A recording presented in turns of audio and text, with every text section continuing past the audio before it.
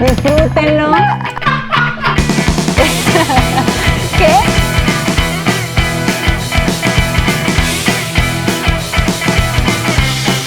Punto número 4. Amigos, hoy quiero terminar esta colección de enseñanzas que iniciamos ya hace 7 semanas. Se fueron rapidísimo. 7 semanas que le hemos titulado Perdido y Encontrado, el diario de un pródigo. Y esta parábola definitivamente es una de donde se le puede sacar más riqueza para nuestra vida diaria, nuestra vida práctica. Y hablamos de las batallas que han tenido cada uno de estos personajes, tanto el hijo pródigo como el padre, como el hermano mayor. Vimos lo que representaba cuando el hijo pródigo llega al padre, esos 3 regalos: la túnica, el anillo, el calzado. Y hoy quiero cerrar esta colección hablando de algo que quiero desde una vez ponerme el parche y disculparme si alguien se ofende con esta analogía que voy a usar. Ok, créame, tiene sentido y le quiero contar. Cuando yo era joven, sí, ya tiene bastante. Aproximadamente a los 15 años y medio, 16, alguien me enseñó a jugar cartas. ¿Cuántos saben jugar cartas? Póker, Texas Hold'em, jícara. Ok, 7 y medio, 21 y medio. Va. A lo mejor ustedes han aprendido a jugar cartas en reuniones familiares y ese tipo de cosas. Amigos, a mí me enseñaron a jugar cartas en el ave fénix. Ya no existe el ave fénix. Por cierto, no es un caballero del zodiaco, es una coctelería que estaba ahí en Arboledas. Y en las noches se juntaba una parte muy linda de nuestra sociedad. Y eran puras apuestas. Y se jugaban cartas por dinero. Y quiero decirle, desde mis 16 años hasta que fui al encuentro, yo me sostuve jugando cartas. Y aprendí unas mañas por ahí.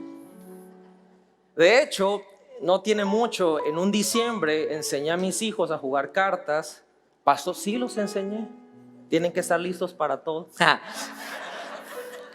Y a mi esposa, y jugamos en familia, no apuestas, no, bueno, apostamos un M&M, un Skittles, y a veces les decía yo a ellos, miren, voy a perder, y ya perdía, ahora voy a ganar, y ganaba. Y papá, ¿cómo le haces? El Señor está conmigo. ¿Qué te puedo decir? O sea, no, la verdad es que hay trucos, hay mañas, se cuentan las cartas, se hacen ciertas cosas. Y por esa razón uno puede pues sacarle provecho financiero a eso. Recuerdo que cuando vine a los caminos del Señor, la persona que vino del encuentro, bien lindos ellos, ¿verdad? Nos apoyaron mucho, nos aconsejaron demasiado. Entonces yo le dije, mira, yo ya quiero hacer las cosas bien, pero pues esta onda es una de mis fuentes de ingreso, ¿verdad? Entonces quiero usarlo para el reino de Dios. Voy a diezmar, voy a ofrendar y voy a hacer todo lo que tenga que hacer para esto. Y me dijo, no, eso está mal, porque mira los juegos de azar y por aquí y por allá. Y dije, bueno, entonces la última vez que fui, yo dije, no, a ver, Señor, dame una señal. Porque cuando uno está empezando pide señales para todo, ¿ah? Entonces me senté y le dije, Señor, hoy no voy a ganar dinero. Hoy lo que voy a decirles es, si tú me ganas, yo te pago lo que apostamos. Pero si yo te gano, tú vas a un encuentro. Llevé 9 encuentristas. Para la gloria y la honra. No es cierto. O sea, sí los llevé, pero no puedo decir para la gloria y la honra del Señor. Y pues ya luego el Señor tocó mi corazón y me di cuenta que eso no estaba bien. Y pues ya no lo hago tanto. No es cierto. No, ya, eso es hace muchísimos años que eso terminó, pero estoy muy familiarizado con los juegos de las cartas, porque sobre todo por las matemáticas es me llamó mucho la atención eso del conteo y ese tipo de cosas. Y la razón por la cual les explico esto, porque tiene que ver con el mensaje. Por favor, si alguien se ofende con esta analogía, no es mi intención ofenderlo, sino es la mejor manera en que puedo explicar lo que el Señor puso en mi corazón. Y para esto vamos a esta parábola del hijo pródigo en Lucas capítulo 15, versos del 12 al 13. Y dice la escritura: el hijo menor le dijo al padre: quiero la parte de mi herencia ahora, antes de que te mueras. Arrecho el hijo pródigo, ¿eh? Entonces el padre accedió a dividir sus bienes entre sus dos hijos.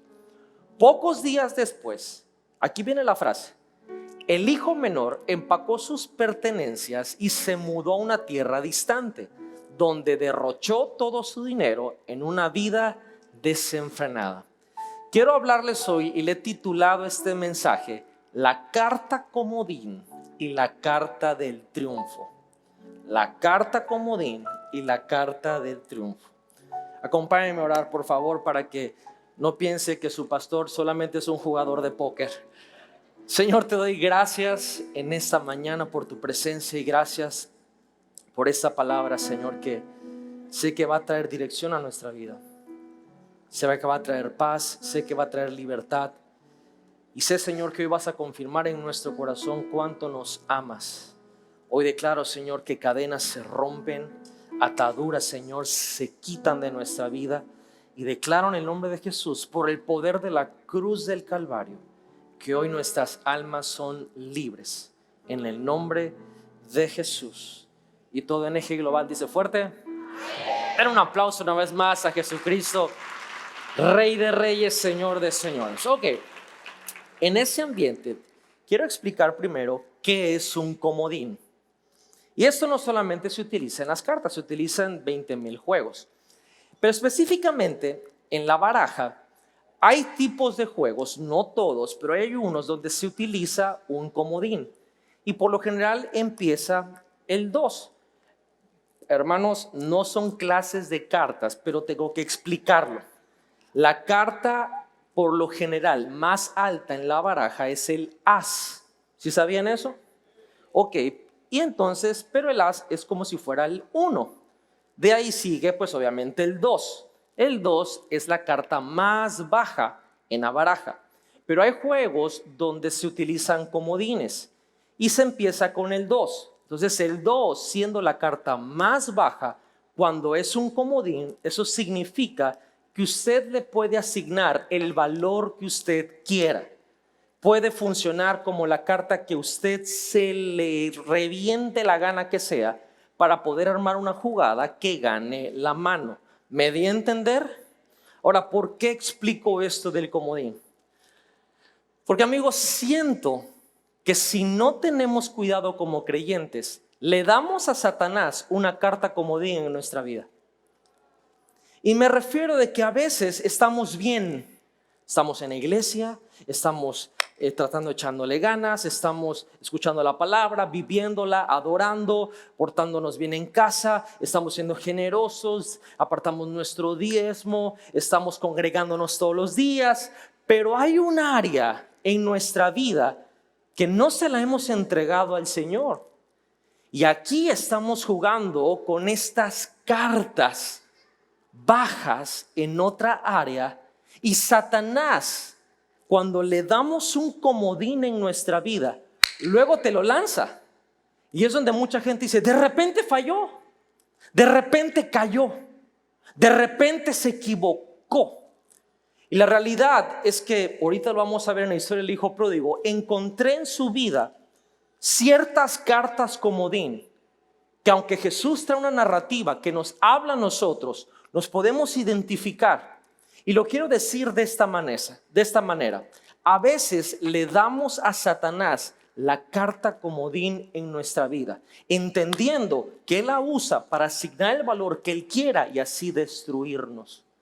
Y quiero elaborar esto porque muchas veces nos sorprendemos por qué nos pasan las cosas y decimos, me confundo porque no debería de pasar. Yo no he hecho esto, no he sembrado mal y tienes razón, Pero lo que no nos dimos cuenta es que dimos un comodín que se utilizó en algo que ni siquiera sembraste.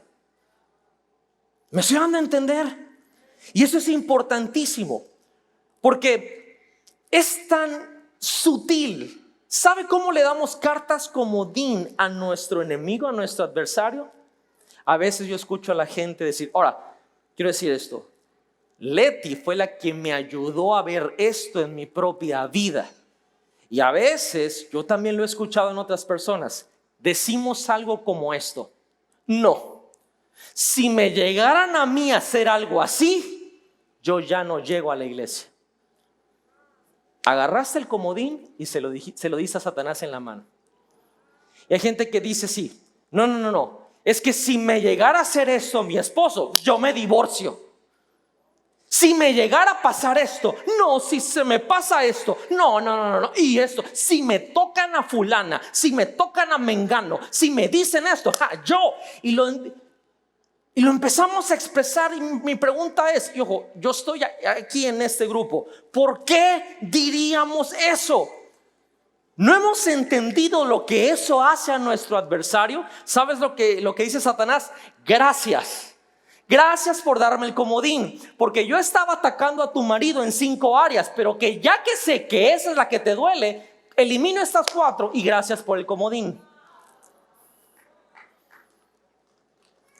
Y esto nos tiene a todos sacados de onda, confundidos. No sé qué está pasando. Claro, porque normalmente si tienes 2, 3 en la baraja y un 2 es par de 3, pero si el 2 es comodín es tercia de 3.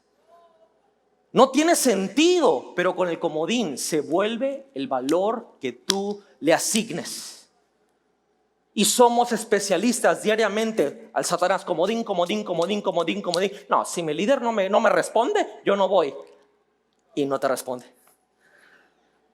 Si no vuelvo a poner un pie ahí. No, si una mujer me maltrata, y hay no 1, 20 te maltratan. Entonces tú dices, confirmación. No, fue Satanás tirándote comodines. Amigos, no le demos a Satanás ninguna carta comodín.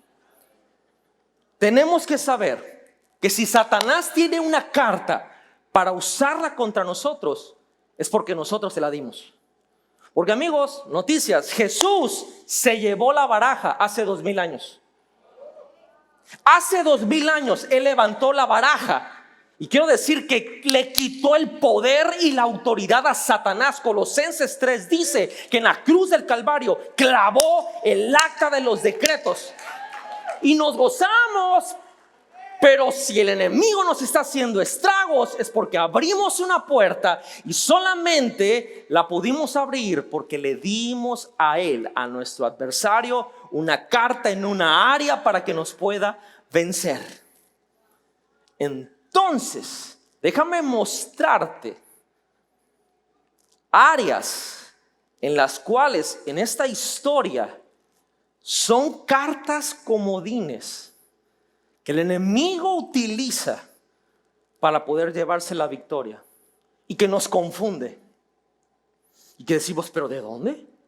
Si yo oro, yo ayuno, yo me congrego, así como que lo máximo, yo pacto, pero le diste un comodín y se volvió aquello que aún tú ni siquiera sembraste, porque se lo diste. Y lo primero que yo veo en esta historia del hijo pródigo, la primera carta comodín, son los secretos. Los secretos.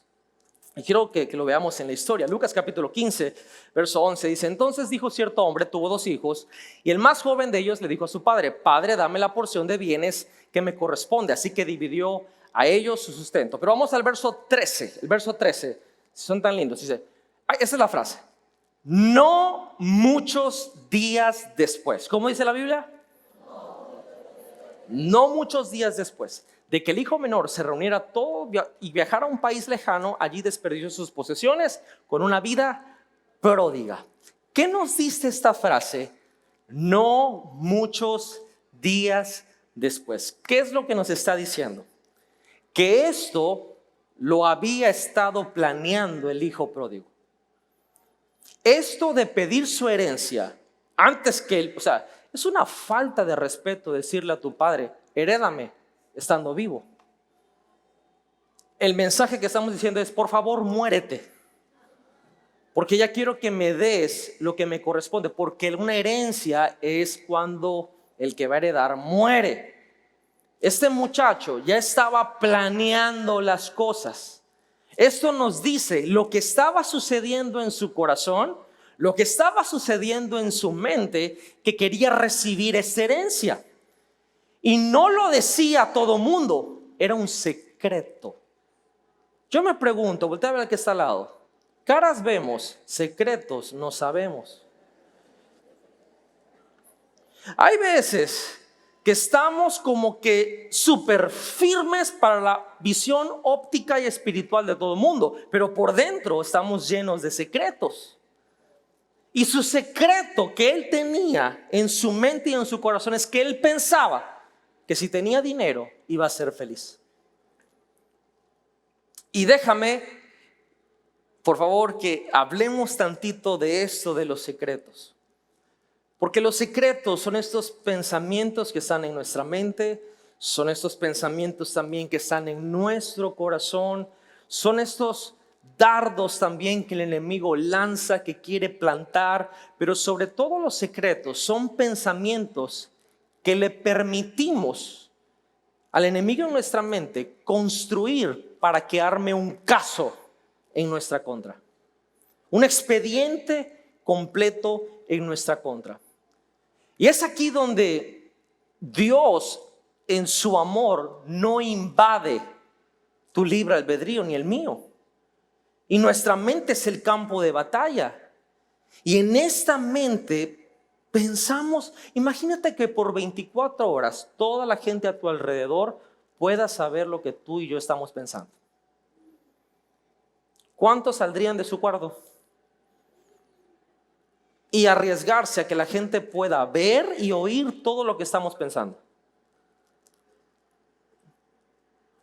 Mire, silencio sepulcral, nadie se anima. Porque está difícil, porque a veces sonreímos, pero por dentro es púdrete. O sea, siendo muy realistas, a veces expresamos algo, pero nuestra mente está a otra onda. Y aquí viene en 2 Corintios capítulo 10, versos 4 y 5, nos va a decir algo muy clave con esas cosas que pasan en nuestra mente. Dice, porque las armas de nuestra guerra no son de carne, sino poderosas delante de Dios para derribar fortalezas. Ojo, derribar imaginaciones y todo lo alto que se exalta contra el conocimiento de Dios, y llevar todo pensamiento cautivo a la obediencia de Cristo. Este versículo, hay muchísimas versiones que utilizan muchísimas palabras, argumentos, premeditaciones y otra versión. Está muy lindo, pero creo que esta es la más cercana a la traducción original del griego. Porque cuando vemos esta palabra imaginación, quiero llevarte a la raíz de esa palabra imaginación. Y pensarías que solamente tiene que ver con cosas que estás pensando y eso es todo. Pero la realidad es que la raíz de esta palabra es la palabra del latín fero o pero, es P-H-E-R o fero, que significa lo siguiente: pensar en hacer. Pensar en hacer. Eso es la imaginación. Significa yo hago, pero más profundo que eso es yo me convierto en. ¿Qué quiero decirte con esto? ¿Por qué estoy dándole tanto hincapié en esa palabra? Porque amigos, lo que te imaginas en tu mente es en lo que te estás convirtiendo. Y cuando estamos hablando que los secretos son una carta comodín, el secreto es algo que no se lo dices a nadie. Ahí lo tienes y te lo estás imaginando. Y nosotros inocentemente pensamos que como está aquí, entre nuestras dos orejitas, no pasa nada. Pero lo que no nos hemos dado cuenta es que la Biblia nos enseña que tal cual piensa el hombre en su corazón, como están los pensamientos profundos, hay un resultado. Así es él, en eso se convierte. Nuestros secretos, Nuestros pensamientos ocultos es lo que está formando en qué nos estamos convirtiendo. La imagen que tenemos, la imaginación que utilizamos en muchos escenarios, y son cosas secretas que no compartimos con nadie, nos están haciendo más daño. Y eso es una carta comodín que le estamos entregando al enemigo. Por esa razón, no tengas una imagen en tu mente de algo que sea impío. Y vamos a ponerlo por práctica. Ay, Dios mío, Señor. Ahí voy. No te imagines un buen matrimonio con alguien que no sea tu esposa.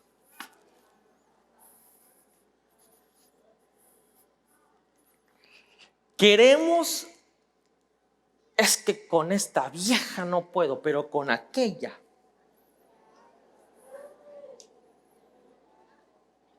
O no lo dices, nada más lo estás pensando, te lo estás imaginando y sepa Dios qué cochinada te estás imaginando. Pero la onda es que en eso te vas a convertir. Y luego, pero si se querían, pero si iban bien, ¿qué pasó? Yo nunca vi que se pelearan. No, pero le estuviste dando diariamente un comodín a Satanás con un secreto en tu mente, una imaginación en tu mente. Mejor imagina un buen matrimonio con la persona que ya tienes. No te imagines ser rico un día, imagínate ser generoso hoy. Muy diferente. Porque ahí está la gran mayoría de todos los latinoamericanos. Cuando yo tenga dinero. Y hoy hay gente que te lo dice con lágrimas en los ojos. De verdad, pastor, si el Señor me da este contrato, yo le cojo al Señor.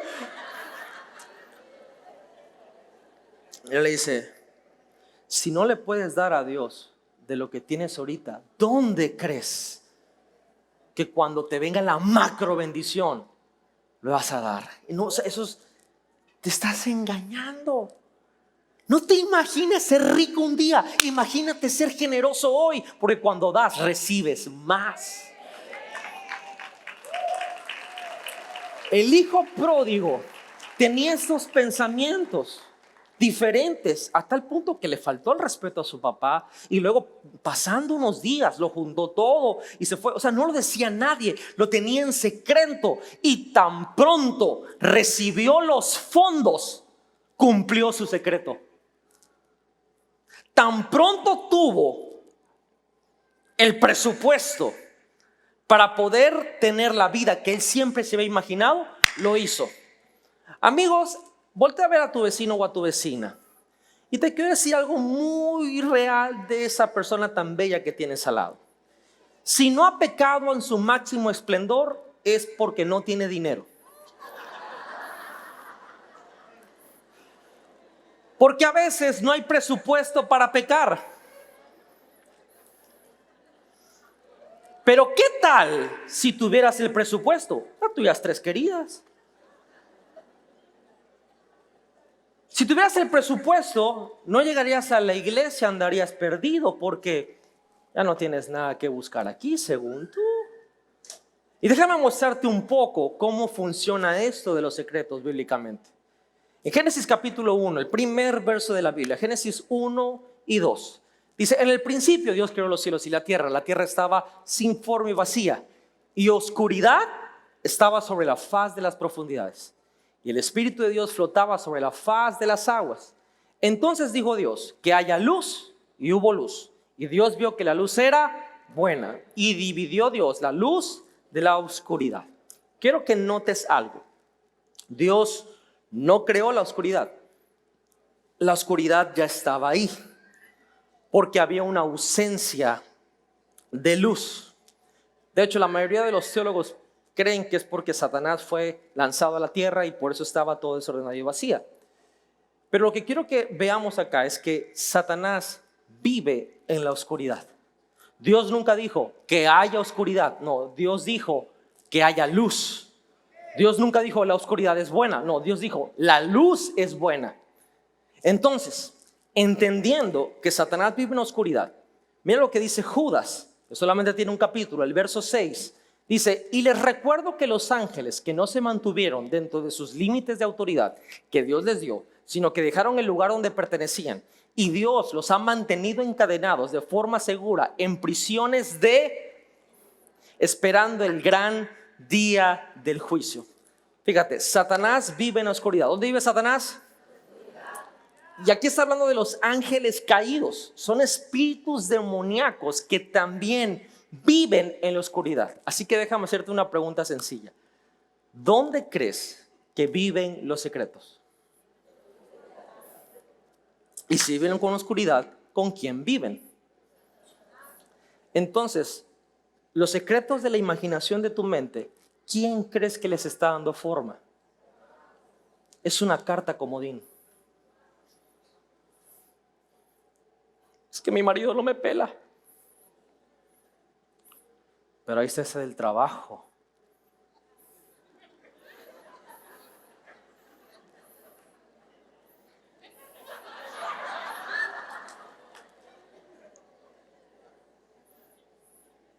Mueve una mano, aquí en la iglesia mueve la otra, pero en tu mente estás pensando con el chavo del trabajo. Porque si ustedes piensan que solo los hombres son tremendos, no, hermanita, estamos en el 2023. Ya las mujeres son bichotas, no, ya. Las cosas están equilibradas. Estos secretos, lo mejor que podemos hacer con ellos, esto que el enemigo está intentando utilizarlo como una carta comodín, lo mejor que podemos hacerlo es sacarlo a la luz, salirte de esa oscuridad.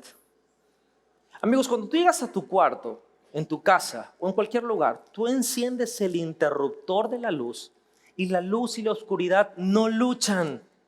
La luz expulsa inmediatamente la oscuridad. Cuando tú sales a la luz, estás en el camino inmediato para ganar la batalla. Estás separando la luz de la oscuridad como Dios lo hizo. Hace unos años hablé con un amigo de otro país y tomé la llamada, y me da mucha tristeza decir esta historia porque es una persona que le servía a Dios y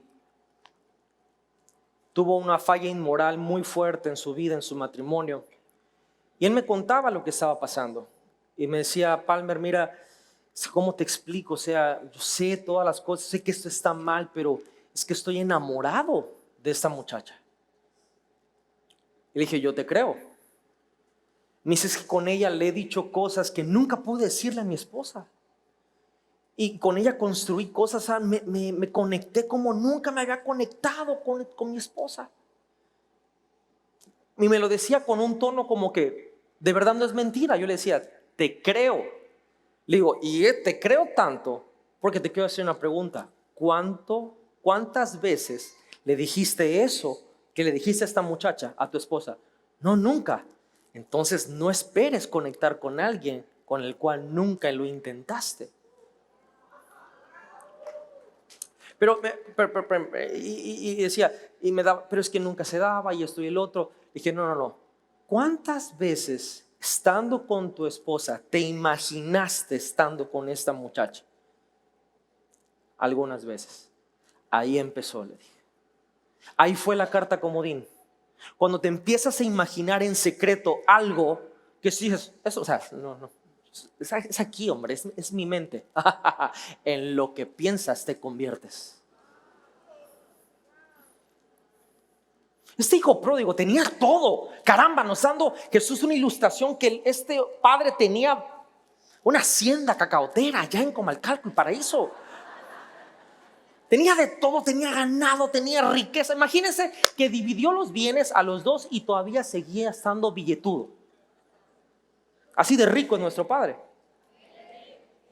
Pero este muchacho lo estuvo pensando mucho. Se convirtió en el hijo pródigo, no cuando se fue de casa, sino cuando comenzó a tener el secreto en su imaginación. Y esta carta, el enemigo la utiliza. Por eso llevemos toda imaginación, todo secreto a la obediencia de Cristo. Yo no quiero que te sientas juzgado si has tenido malos pensamientos. Lo que quiero decirte como tu hermano en Cristo es que cuando los tengas, no los entretengas. Llévalos, porque en lo que te imaginas te conviertes.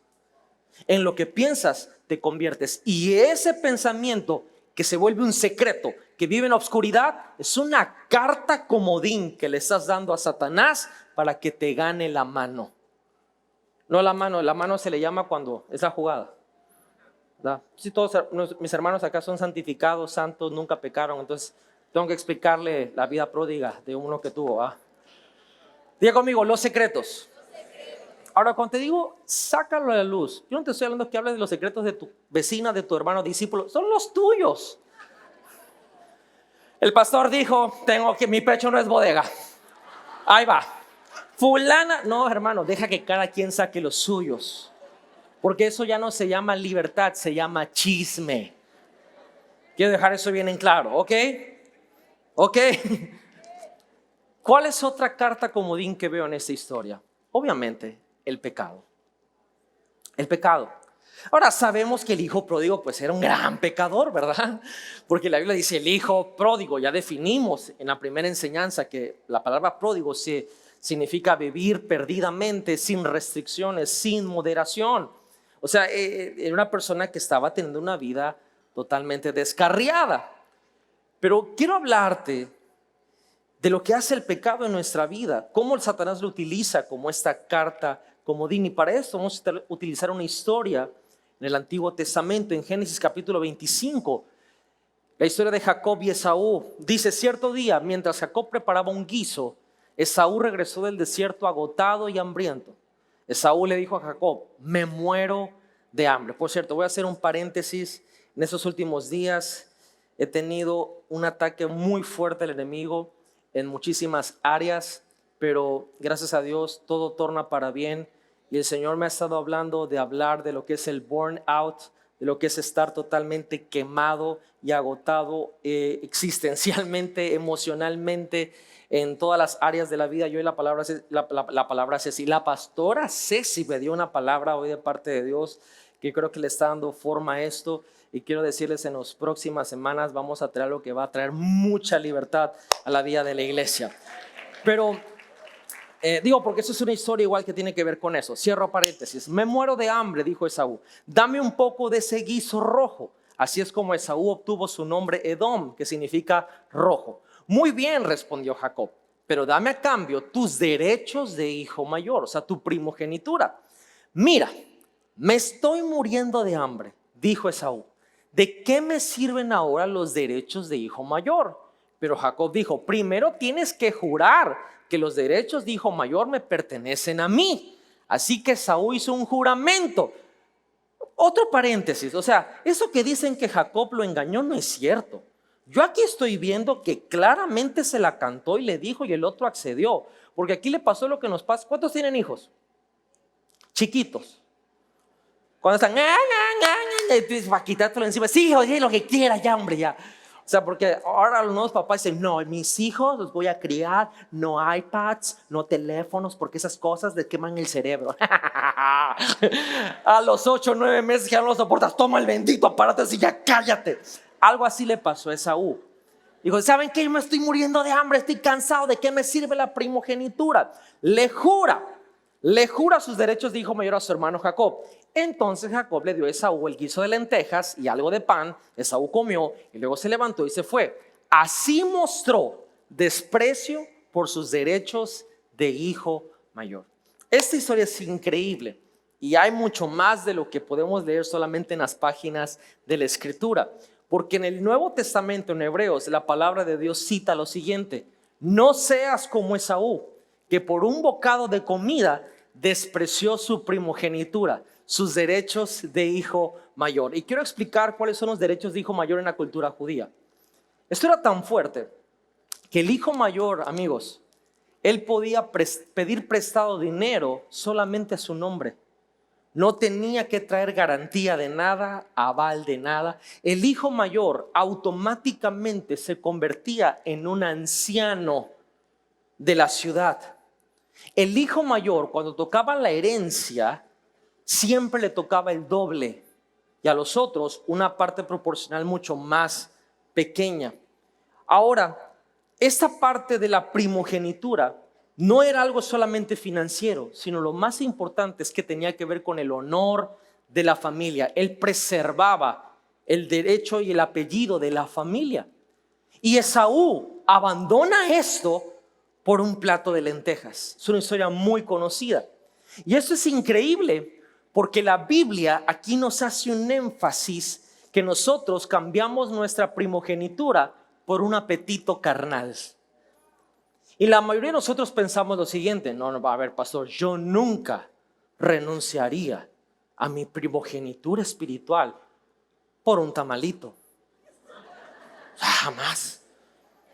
Pero ¿qué tal del apetito carnal? Porque de eso se está refiriendo.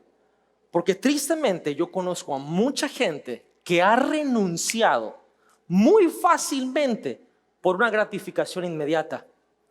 Conozco mucha gente que ha renunciado a su matrimonio, que ha renunciado a sus hijos, que ha renunciado a sus nietos, que ha renunciado a su negocio, que ha renunciado a su herencia y a su llamado y propósito que Dios lo ha dado por un apetito carnal.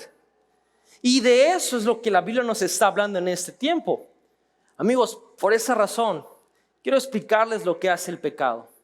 El pecado siempre te lleva más lejos de lo que quieres ir, te cuesta más de lo que quieres pagar y requiere más de lo que quieres dar. Eso hace el pecado. Y el problema con nosotros es que decimos pecado, yo me estoy alejando del pecado. Y te creo, pero el pecado, que siempre es así, cumple estas cosas en nuestra vida. La Biblia nos enseña en Romanos 8 que Jesucristo es el primogénito de muchos hermanos. Por aquí conecto las cosas. Déjame decirte lo que Él hizo por nosotros. Jesucristo nos hizo a nosotros también primogénitos con Dios. Por lo tanto, nosotros tenemos derechos y privilegios de primogénitos con el Padre. ¿Está quedando claro eso? ¿Qué hace el pecado? El pecado nos hace renunciar a esa primogenitura. Nos hace renunciar porque vemos más viable este pecado que lo que Dios nos ha dado. Y lo hacemos diariamente. Si lo analizamos, lo hacemos diariamente. Y voy a tratar brevemente aquí un pasaje de la Escritura muy difícil. Verás, en el Antiguo Testamento, cuando Dios mandaba a conquistar un pueblo, la orden era la siguiente: mátalos a todos.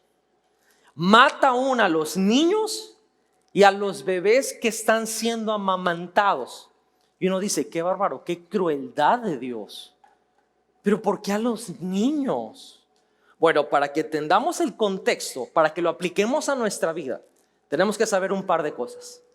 Número uno, tenemos que saber que todas estas naciones que Dios mandaba que fueran conquistadas, Dios siempre les dio una oportunidad de arrepentirse.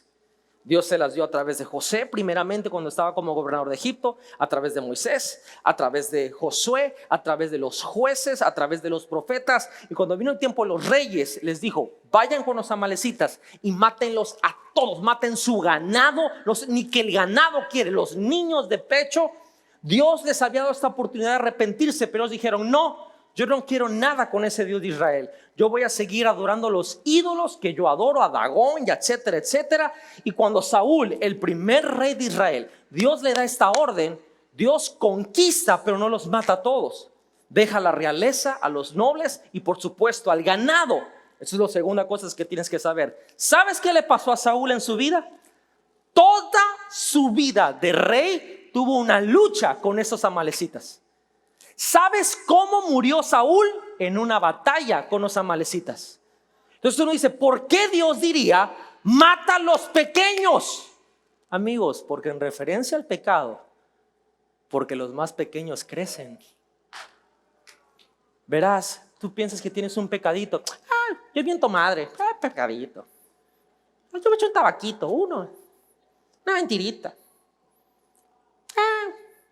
Y ese pecadito, si no lo matas desde chico, crece y te conquista a ti. y terminas muriendo en una batalla con un pecado que se volvió un gigante porque no lo mataste desde chiquitito. ¿Cuántas mamás hay acá? Si quieren acabar con los piojos, ¿qué tenemos que matar? Miren, todos los días lo usamos. Si tú quieres erradicar los piojos, mata las liendras. Las liendres, no sé cómo le diga. Por cierto, hay un polvito buenísimo, se me fue el nombre. Santo remedio, ¿eh? Pero nosotros queremos entretener el pecado. Y por esa razón ese pecado está acabando con nuestra vida.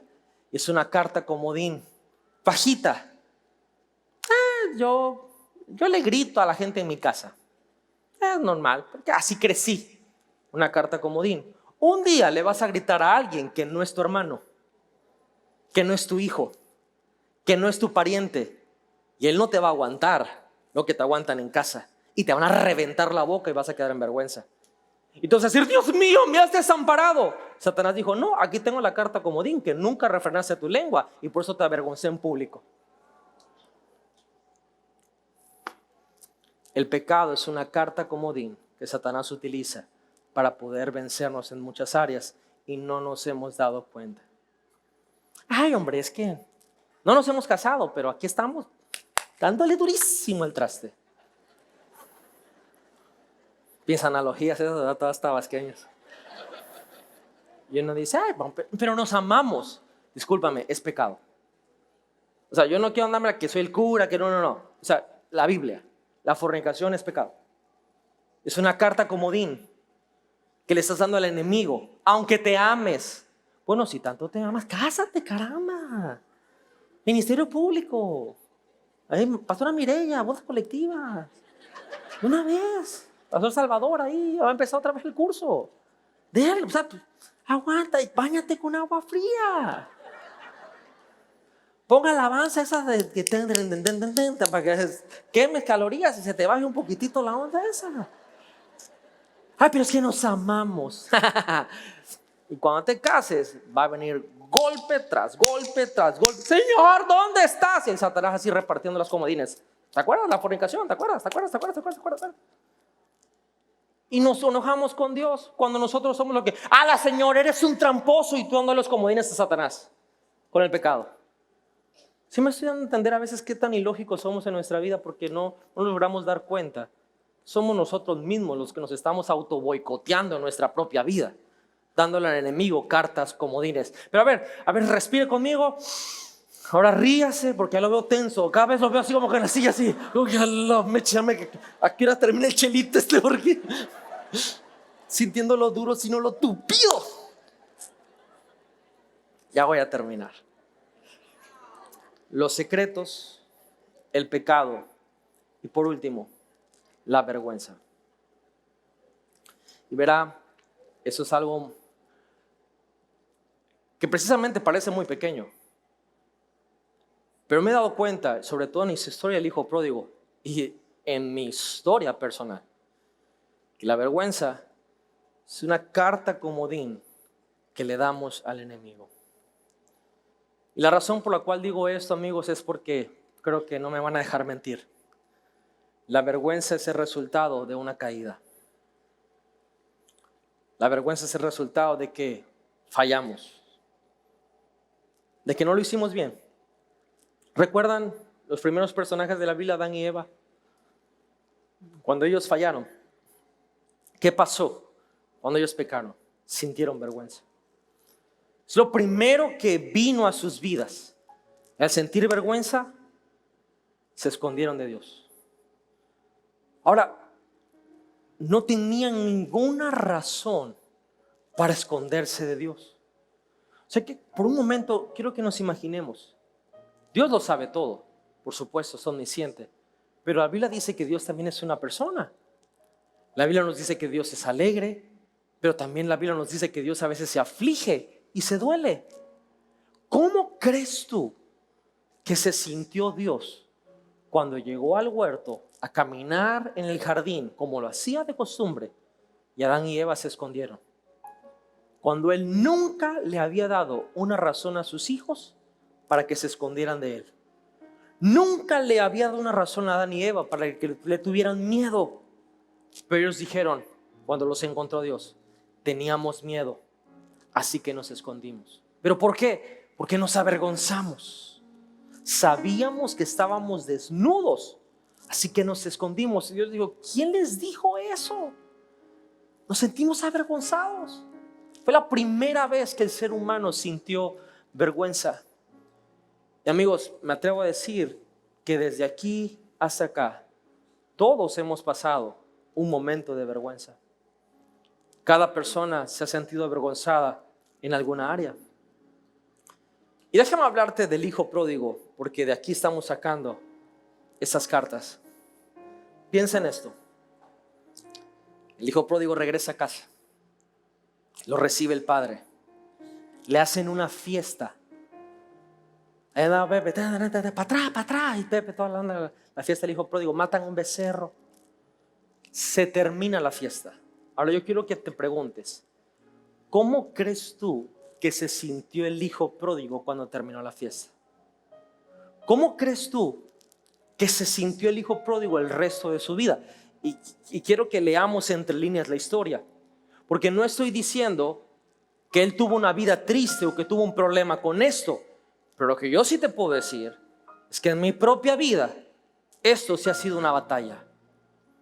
Es una batalla muy fuerte, porque yo sé que soy perdonado por el Padre. Y quiero decirte, tú eres perdonado por Dios.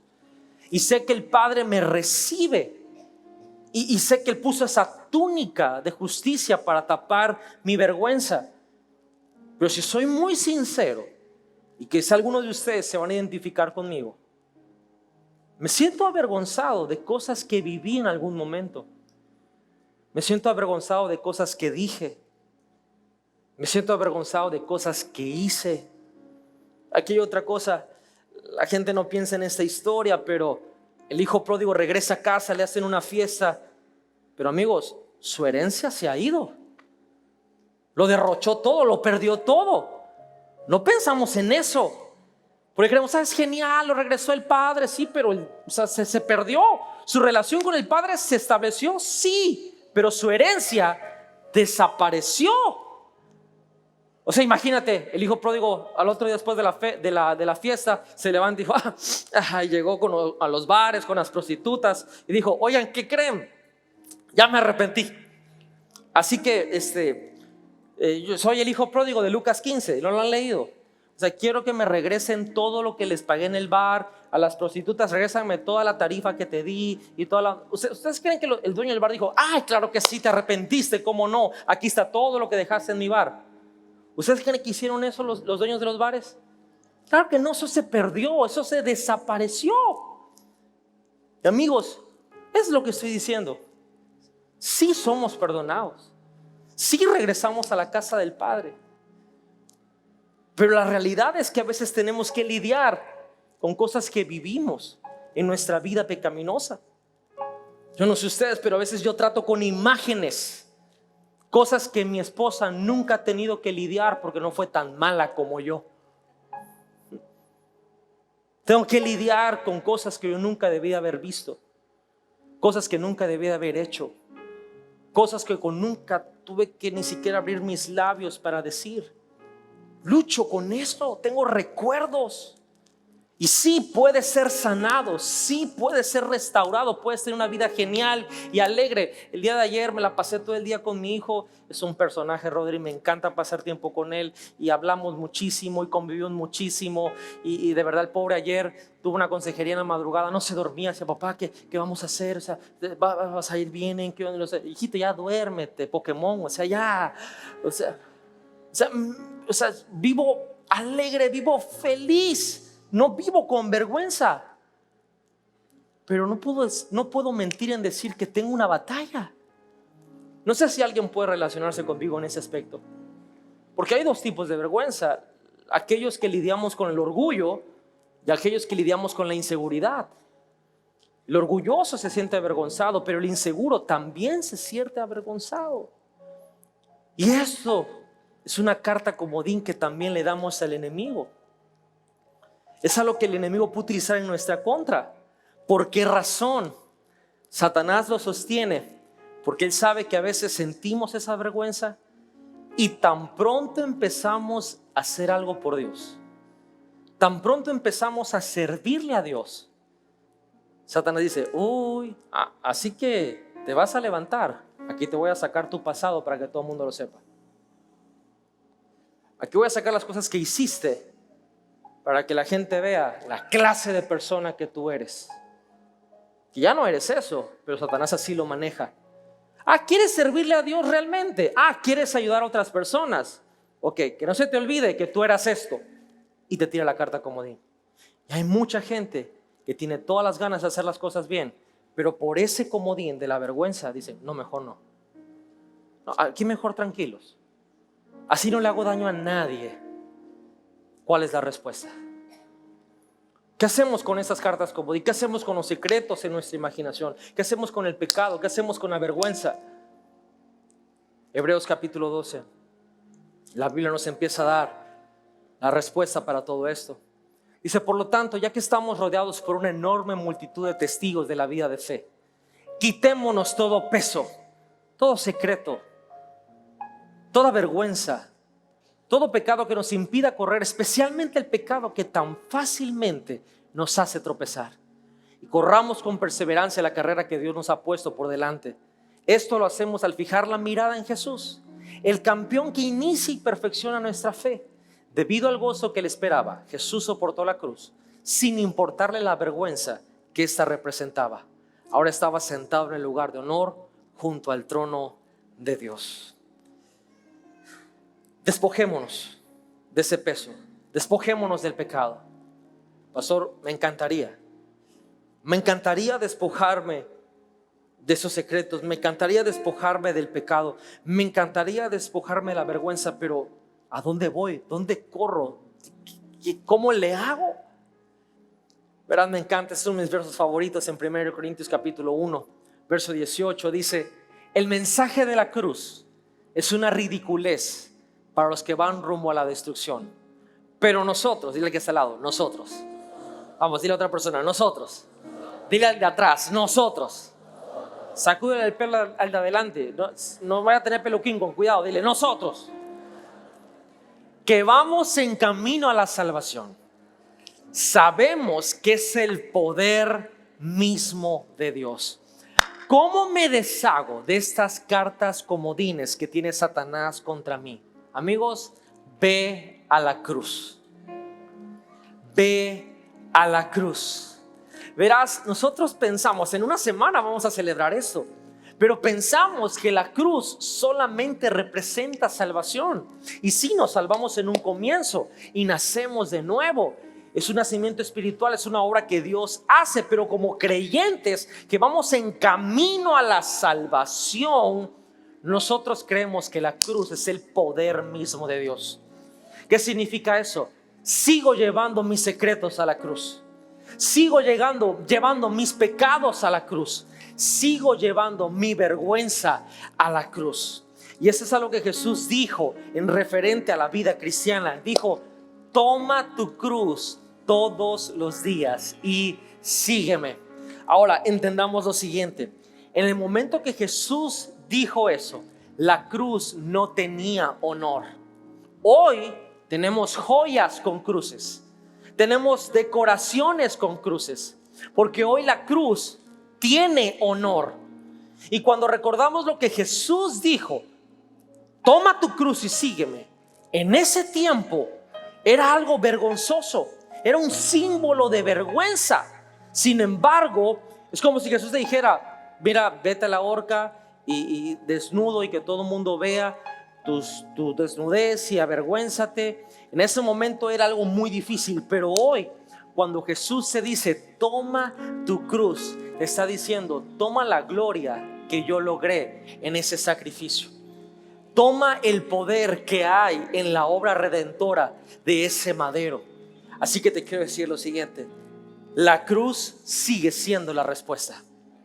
sigue siendo la respuesta. Verás, el reino de Dios me encanta que es tan básico, me encanta que siempre aterriza en los lugares donde nosotros menos buscamos, porque decimos: Señor, tengo tantos años en el evangelio, o a lo mejor tengo muy poco tiempo recibiendo a Jesús, acabo de vivir mi encuentro, o yo no sé en qué etapa de tu caminar con Dios esté. Te quiero decir, la cruz sigue siendo la respuesta. Y esto no es simbología dogmática, esto no es simbología de una religión, este es poder mismo de Dios. Mis secretos, mis imaginaciones los llevo cautivo a los pies de la cruz. Mis pecados los llevo a la cruz. Mi vergüenza los llevo a la cruz.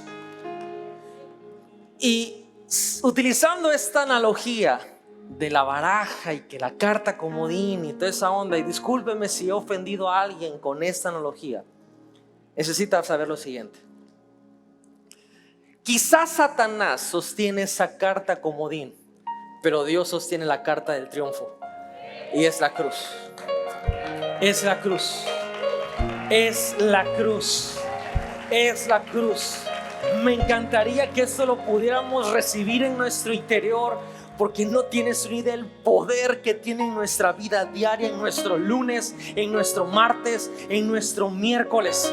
Lo que quiere decir esto es que cuando Satanás tiene esta carta comodín delante de Dios, Satanás le dice a Dios: Dios, mira a Rodrigo todo lo que ha hecho mal, y te saca la carta comodín, te saca los secretos, te saca el pecado, te saca la vergüenza. Y Dios dice: está bien, pero quiero que veas todo lo que Jesús hizo bien por él. Y saca la cruz, saca la cruz, saca la cruz. Y eso día a día nos ayuda a superar eso que sentimos que no somos nadie, que lo hemos perdido todo, que no vamos a avanzar, que fallamos. Ay, Dios mío, abrí una puerta y por eso mi familia se metió en problemas y no le respondió en esto. Algo malo tuvo que haber hecho. Sí, quizás ahí está la carta comodín, pero amigos, la cruz es la carta del triunfo.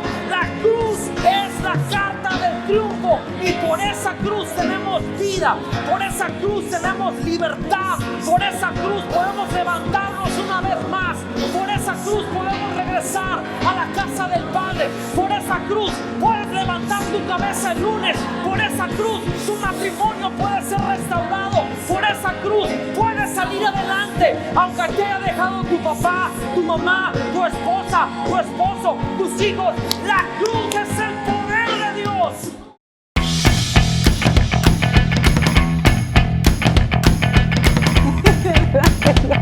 Disfrútenlo.